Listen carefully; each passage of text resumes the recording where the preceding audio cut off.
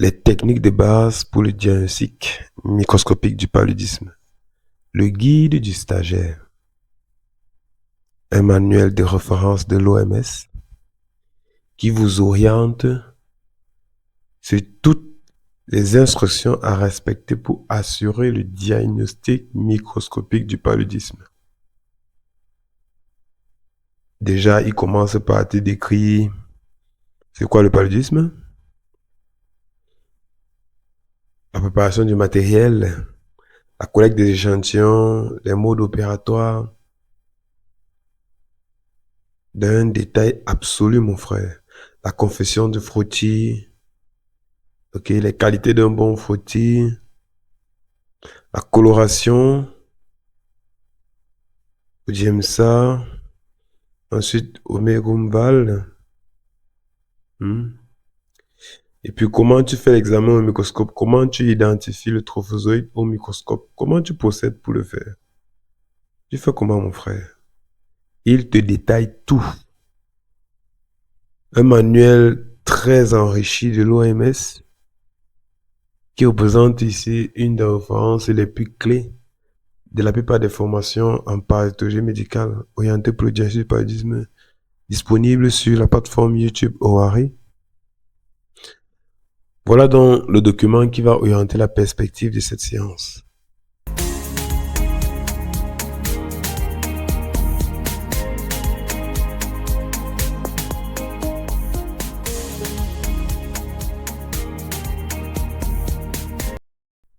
Si c'est la première fois que tu pointes sur cette chaîne, je m'appelle Michael.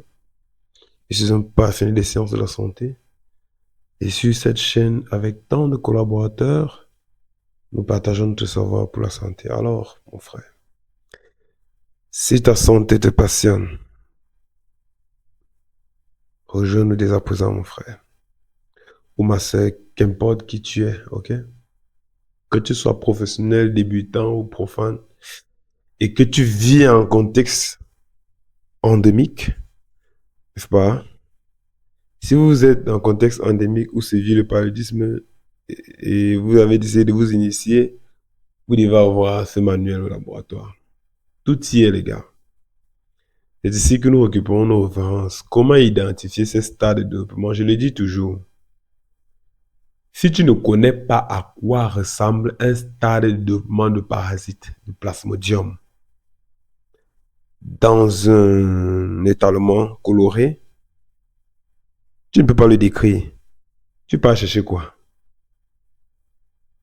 Vous devez maîtriser la description de tous les stades selon les espèces, ok, de développement des plasmodies, le trophozoïte, le schizonte, le gamétocyte. Ah oui, oui, oui, vous devez maîtriser ces trois stades-là, identifiables au microscope. Et ce manuel ou catalogue de plus de 90 pages vous donne les clés d'identification des stades parasitaires du paludisme, n'est-ce pas, dans la goutte épaisse et les frottis. Tout y est. Avec des illustrations en couleur. Contrairement au manuel de référence, n'est-ce pas, de l'OMS descriptif de laboratoire de plus de 500 pages qui vous donnait des illustrations en noir sur blanc. Et vous avez promis que j'allais partager également dans la suite de cette série de présentations de documents de référence des manuels en couleur. Et comme bonus, j'ai associé à ça le manuel des planches. Parce que l'OMS a donné les directives de processus analytiques.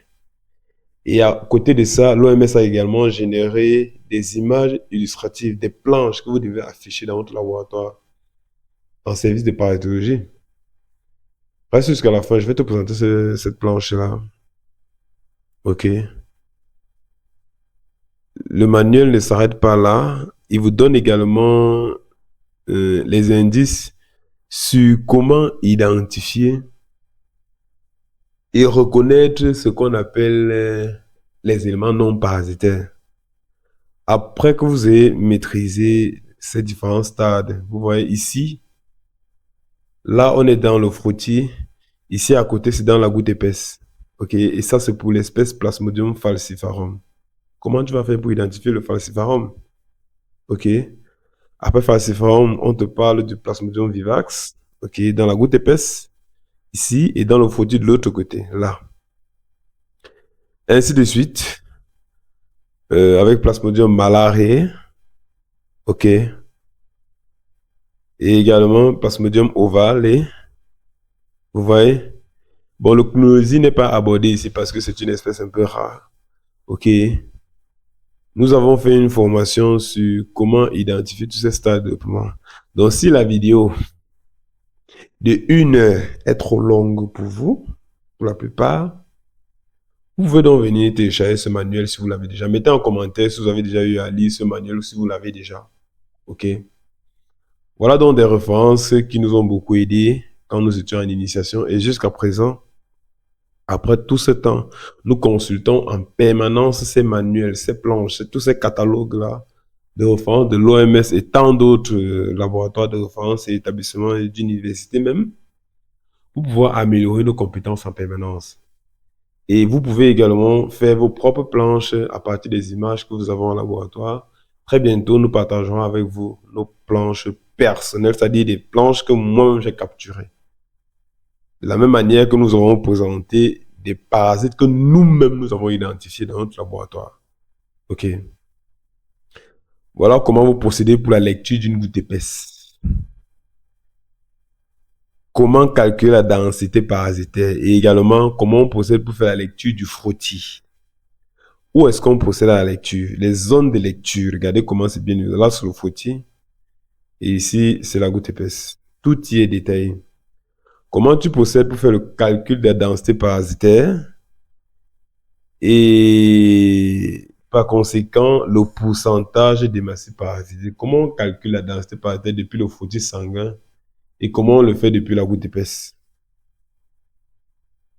Pour donner ce qu'on appelle la quantification. La méthode où on faisait la quantification avec les croix, c'est dépassé, les gars. Bon, je sais pas, mets en commentaire si tu quantifies encore avec les croix. Voilà. Je vais donc te présenter les planches donc, associées à ce manuel descriptif qui vous donne tous les étapes détaillées du processus de diagnostic. Vous avez le manuel des planches. Voilà un catalogue. C'est un catalogue de 26 pages où on vous a structuré les planches là, ou alors présenté les planches. Bien sûr, il y a une image illustrative du cycle du plasmodium. Les amis, ce cycle-ci là, vous devez le maîtriser. Collez ça dans votre laboratoire. Parce que, dépendamment du contexte limité où vous vous trouvez, il y a des professionnels incompétents qui ne s'informent pas, qui ne sont pas instruits, qui ne lisent pas assez. Et par conséquent, qu'est-ce qu'ils font? Quand ils passent à côté d'un diagnostic, ils ont des difficultés à comprendre pourquoi le résultat du biologiste au laboratoire ne correspond pas à son examen clinique. Je mets ici en avant la difficulté à diagnostiquer le paludisme dépendamment du stade de développement du parasite. Si le parasite se trouve dans le foie du patient, on ne peut pas le détecter avec les méthodes classiques. Ok? Si le patient a reçu un traitement récemment, il a débuté un traitement, la méthode classique, vous ne pouvez pas poser diagnostic. Vous pouvez avoir des gouttes épaisses négatives. Selon la méthode de diagnostic, parce qu'en contexte limité, nous avons les tests diagnostiques rapides, les TDR pour le palu. Nous avons la goutte épaisse, qui est l'examen de référence pour le diagnostic du paludisme. Ok, nous avons également le frottis sanguin pour l'identification des espèces. Ok, et bien évidemment, on a les tests d'ADN. Donc, si on a un stade où on ne peut pas identifier, parce qu'au microscope, vous pouvez identifier le trophozoïte, le schizonte et le gamétocyte. Vous ne pouvez pas identifier les mérozoïdes qui sont dans les foies. C'est mort. Du moins, pas la technique classique, non. Donc, dépendamment du stade de développement du paludisme, on doit utiliser, par exemple, les tests d'ADN pour faire des diagnostics d'exclusion ou d'inclusion. C'est-à-dire, si on veut exclure le paludisme, on va inclure.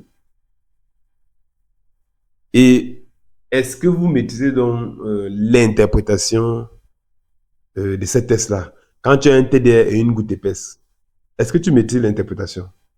Si ce n'est pas le cas, il y a des liens qui vont s'afficher à l'écran. Là, nous avons fait une formation sur l'interprétation de la goutte épaisse et du TDR. Goutte épaisse positive, TDR négatif, ça veut dire quoi? TDR négatif, goutte épaisse négatif, avec tous les signes cliniques du paludisme, ça veut dire quoi? OK? Et ainsi de suite. Les cas de figure sont... on a beaucoup de cas de figure, OK? Allez regarder cette vidéo pour apprendre ça. Le seuil de détection du TDR. Est-ce que tu connais le seuil de détection du TDR? Est-ce que tu connais le seuil de détection de la goutte épaisse? Est-ce que tu connais? Donc, si tu ne le connais pas, je t'invite à regarder cette information. Mets en commentaire si tu maîtrises déjà. Voilà donc les deux catalogues que je voulais vous présenter, les gars. S'agissant du diagnostic du paludisme. Bien évidemment, sur cette planche également, on vous donne les instructions sur le mode opératoire. Et le plus qu'il y a sur le catalogue-ci, ce sont les images illustratives des stades de mouvement dans les globules rouges et dans la goutte épaisse. Bien évidemment, vous n'allez pas toujours voir ça de façon typique comme ça au laboratoire. Vous voyez? C'est pour ça qu'il est important pour vous de garder des lames de contrôle et de faire vos propres images. Ça sera encore plus représentatif. Il y a par exemple l'illustration des trophozoïdes. C'est pas vraiment ça, mais bon, c'est ça, en fait. Ça, c'est dans la goutte épaisse. Plus haut, c'était dans le footing. Vous voyez? En attendant que le vôtre soit OK, vous pouvez mettre celui-ci. Téléchargez ça le plus rapidement possible et puis vous affichez sur le laboratoire. Allez en description de vidéo pour pouvoir, pour pouvoir avoir accès au lien. Vous pouvez également aller sur le site web de l'OMS pour télécharger ça. Si vous rencontrez des difficultés à télécharger, mettez en commentaire. On va voir dans les mesures possibles comment vous aider. Rejoignez également notre forum Telegram ou WhatsApp, de préférence Telegram, pour également télécharger ces manuels-là ou alors des catalogues, tous ces catalogues-là à l'intérieur. Et tant d'autres catalogues partagés ici. Franchement, ce manuel n'est plus à présenter. Vous devez l'avoir. Vous devez l'avoir absolument, OK? Vous devez vraiment l'avoir. En tout cas, ces deux catalogues-là. J'appelle ça catalogue parce que bon, on a 28 pages. OK? Voilà.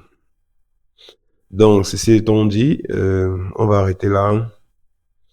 À très bientôt pour une prochaine perspective, les gars.